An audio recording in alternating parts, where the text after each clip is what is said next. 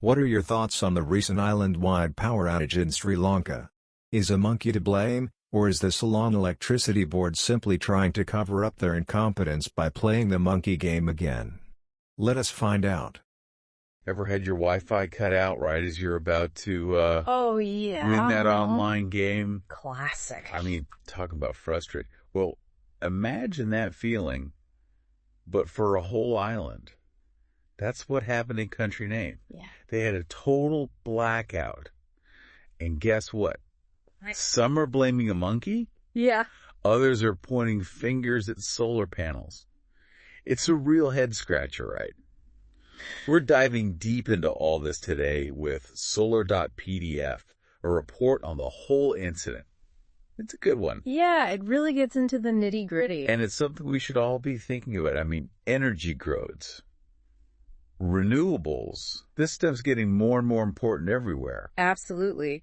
What's happening on this island could be a glimpse into the future for all of us. This report, it really lays out the challenges and... Yeah, the tensions, too. Oh, definitely. Okay, so, full disclosure, there are rumors about a monkey messing around in a substation. Uh-huh. I mean, it's kind of funny, right? It's a great story. But a little monkey taking down a whole island's power grid. I mean, come on. It makes for a good headline, but realistically, island grids are pretty complex systems. For one to go totally dark, you're usually talking multiple failures, not just one furry friend tripping a wire right now. So it's gotta be more than just the monkey business. The real story's gotta be about how that grid itself is set up. Exactly. And this is where the Ceylon Electricity Board, the CEB, comes in. Get this, they're actually blaming the blackout on all the rooftop solar installations. The thing they encouraged those installations, right? Yeah. Isn't that kind of a contradiction? Like, hey, go solar, and then, whoops, the solar caused a blackout. It does seem a little mixed up, right? But it really highlights the issue with trying to integrate renewable energy, especially solar, into these older power grids. I mean, the CEB's not wrong, right? Solar power, it fluctuates with the weather. That's just its nature. Yeah, that's true. A cloudy day can really put a damper on things, right? Right. But the key here isn't just the variability of solar, it's how fast those changes can happen. You know, like when a cloud suddenly covers the sun, that can cause a really sudden dip in how much power the solar panels are producing. And the question is Country Name's grid equipped to handle those kinds of rapid shifts? That's a good question. And, you know, based on this report, it sounds like the answer might be no. Not really. Interesting. But here's the thing. Other countries have way more solar power, right?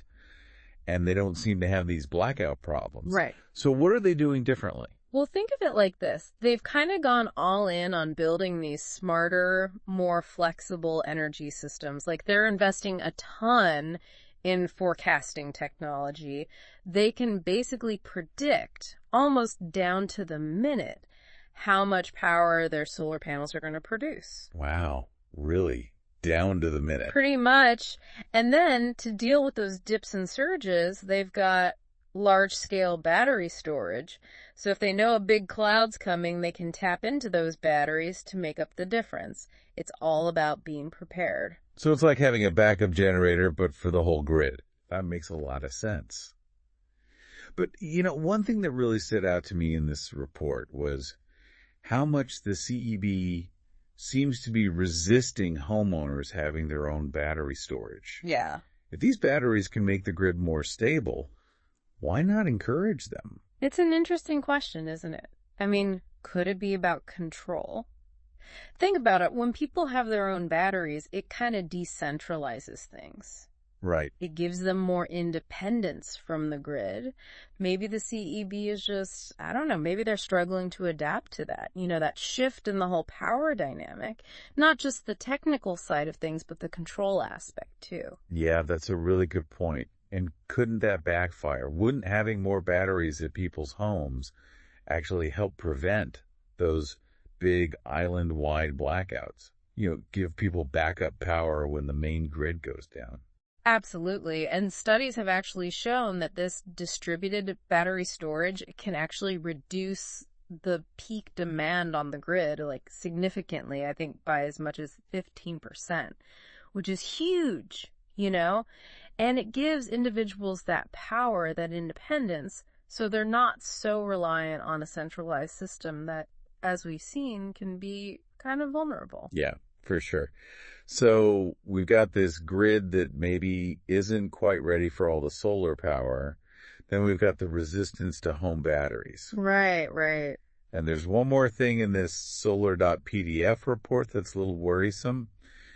There's this whole brain drain happening in country name's energy sector. Mm-hmm. Skilled workers are leaving. Yeah, it's a problem.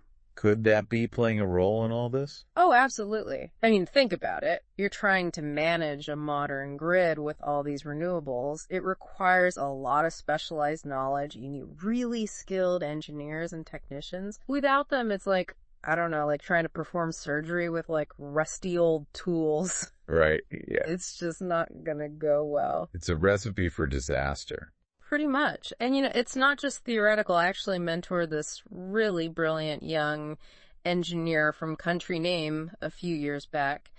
And he ended up leaving for a better opportunity in Europe. Oh, wow. Yeah. Okay, so we've got the grid issue, the battery resistance, the brain drain. Mm-hmm. And then on top of all of that, the CEB initially tells people to reduce their solar power usage, but then they backtrack on that statement. Mm-hmm. It's just a bit of a mess, isn't it? It is. I mean, that lack of clear communication from the authorities, it's really concerning. It just erodes public trust. And it's hard for people to know what to do. Right. And it makes it harder to implement any kind of, you know, coherent strategy for moving towards renewable energy. So for our listener who's trying to wrap their head around all this, what are the key takeaways from this deep dive? Well, first, integrating renewable energy. It's complicated. It requires investment in new technology, but also in expertise. And second, don't underestimate the power of, you know, individual action. Home batteries, local solutions, they can play a huge role in building a more resilient energy future for everyone.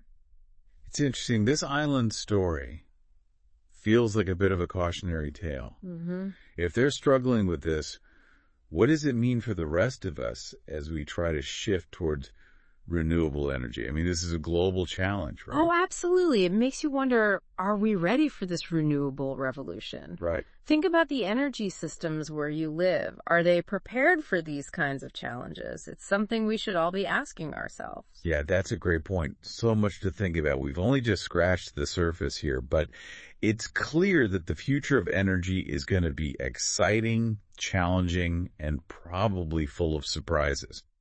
Keep exploring, keep asking questions, and remember, even when the lights go out, there's always something new to learn. Thank you for watching the entire video. Your active participation would enable and inspire us to create more interesting videos in the future. We at the King's Exploits channel would love to get your honest feedback. Please remember to like, comment, and subscribe to this channel. Further pressing the bell icon will give you an instant notification whenever a new video is posted. Have a great day!